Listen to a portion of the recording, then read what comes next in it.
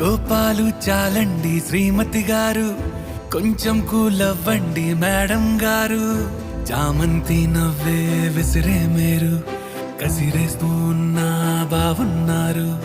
సరదాగా సాగే సమయంలోన మరిచిపోతే బాధ కబురు. వద్దు అంటూ ఆపేదెవరు? కోపాలు చాలండి శ్రీమతి గారు, కొంచెం కూలవ్వండి మేడం గారు.